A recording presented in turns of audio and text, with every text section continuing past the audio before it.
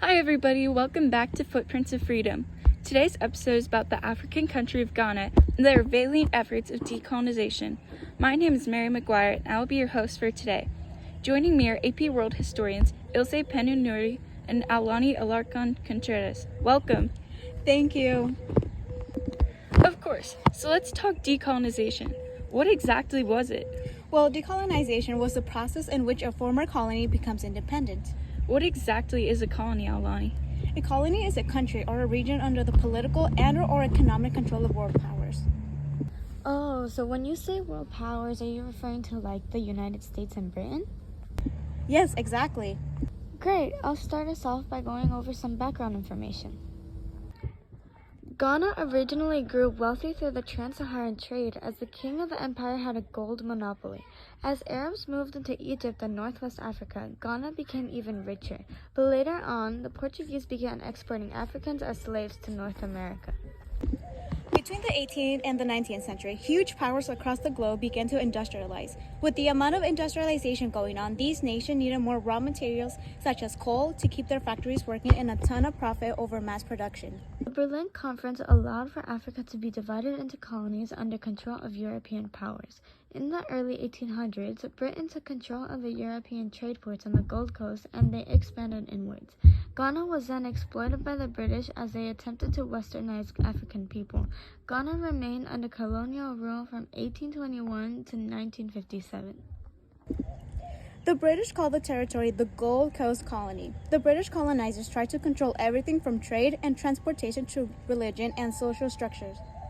I can't believe the British would take away Ghanaian freedom like this. Would you mind explaining the decolonization process of Ghana and how it all started? For sure, Mary. After World War II has ended in 1945, Ghana suffered economic devastation from this war.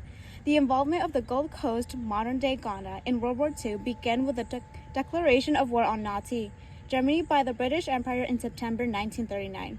Though no combat occurred in the Gold Coast colony, the colony supplied resources and manpower for the Allies.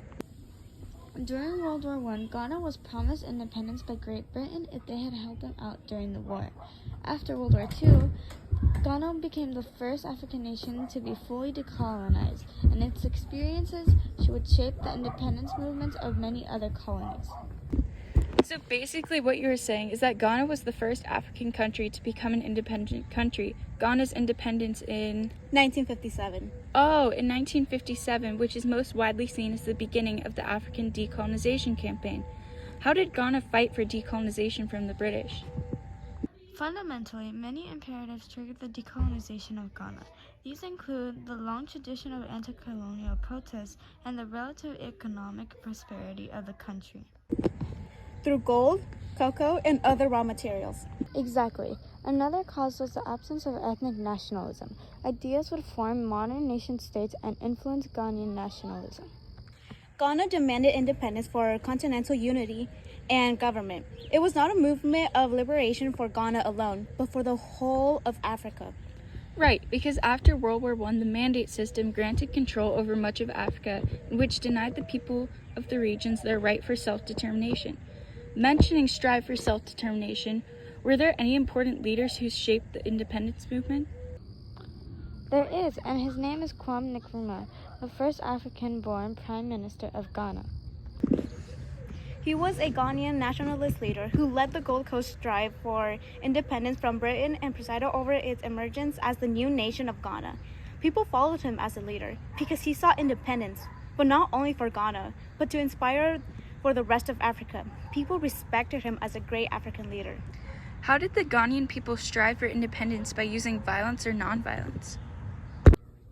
Kwame, the leader of the Convention People's Party, which began in 1949, encouraged the nationalist movement demanding immediate independence and led a campaign of nonviolent positive action, influenced by Gandhi and India's struggle for independence.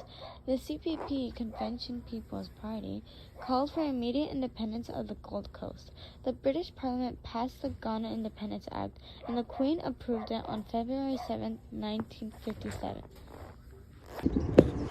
It was by using nonviolence. Nkrumah distinguished two stages in the campaign. First, the period of positive action, a combination of non-violent methods with effective and disciplined political action. And the second stage of tactical action, a sort of contest with wits rooted in both philosophy and strategic practice of nonviolent actions. Because the Ghanaians won their independence using boycotts, strikes, associations, and intelligent compromise. Nonviolent strategies are twice as effective as violent ones. Nonviolence seeks to defeat injustice.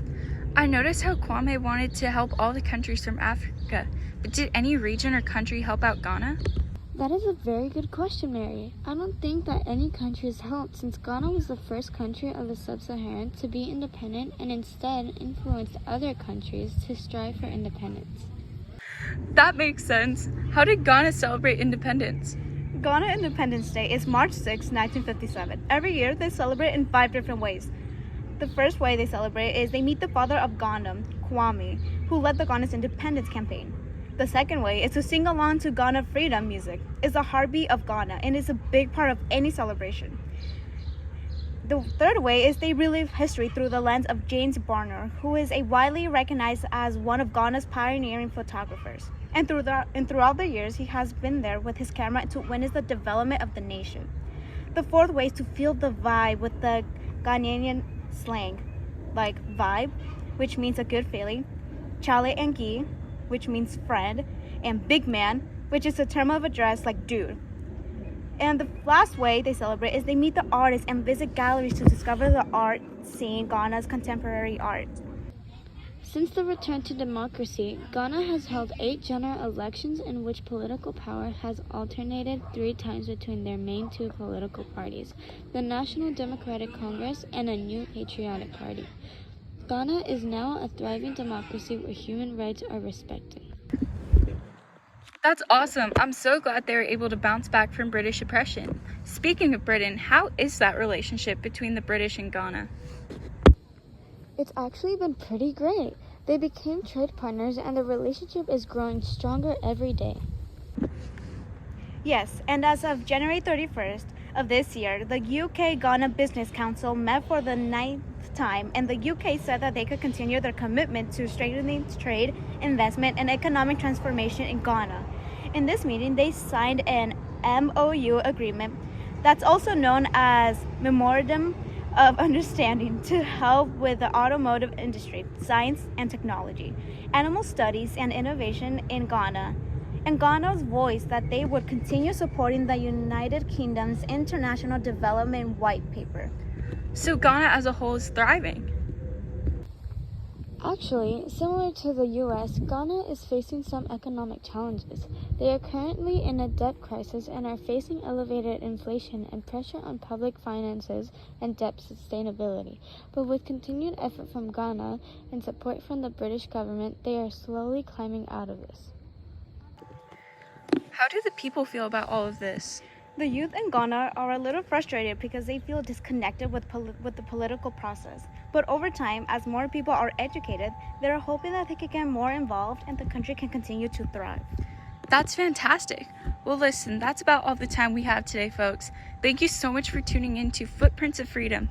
And thank you to our special guests, Aolani and Ilse, for joining us today to discuss Ghana and their fight for freedom. I'm so glad they are finally thriving after years of battle. Big thank you to our sponsors for today's episode, the Council on Foreign Relations, the World Bank Organization, the U.S. Department of State Country Reports on Human Rights Practices, Government UK, the Foreign Commonwealth and Development Office, and the Mo Ibrahim Foundation. And finally, a quick message from our final sponsor today, the Big Three Network. Are you looking forward to world peace and grand alliances? Well, so are we. Subscribe to the Big Three Network for the defeat of Nazism, the end of World War II, and more. And for a limited time, only pay an extra $7.99 a month for all-inclusive access to a Cold War between 2 of the Big Three heads. All this and more for a total of $19.47 a month. That's all for today, folks. Thank you so much for listening, and we'll see you next time on Footprints of Freedom.